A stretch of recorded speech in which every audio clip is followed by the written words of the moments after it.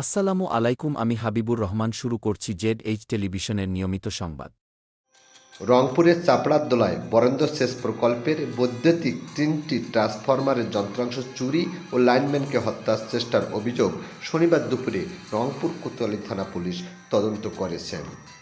ট্রান্সফরমারের যন্ত্রাংশ চুরির ঘটনায় পূর্বের বিবাদমান কোন্দলকে ঘিরে প্রতিপক্ষ পূর্বের অপারেটর আকমাল ও তার সহযোগীদের বিরুদ্ধে যে অভিযোগ আনা হয়েছে তার সুষ্ঠু তদন্ত দাবি করেছেন জনপ্রতিনিধি ও এলাকাবাসী।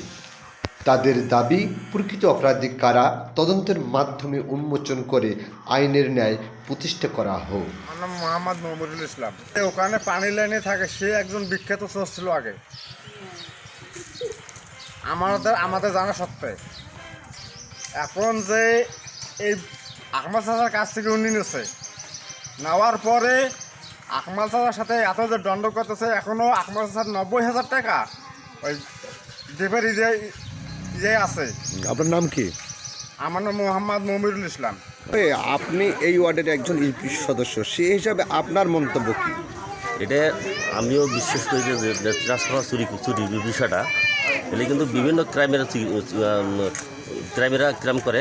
তা আমি মনে করি এই যারা এই ক্রাইমের সাথে জড়িত, এই ট্রান্সফার যারা চুরি করে তাদেরকে আইনের আওতায় নিয়ে দৃষ্টান্তমূলক শাস্তি দেওয়াটা আমি মনে করি এটা খুব ভালো হতো। তাহলে এরা ভবিষ্যতে এই জন্য এরকম ক্রাইমে না জড়িত থাকে, সে বিষয়ে আমি প্রশাসনকে করজোর অনুরোধ করতেছি, তারা যেন এটা বিষয়টা গুরুত্বভাবে পূর্ণ তদন্ত বিষয়, এই বিষয়টা যেন তদন্ত সাপেক্ষে তারা যেন শনাক্ত করে।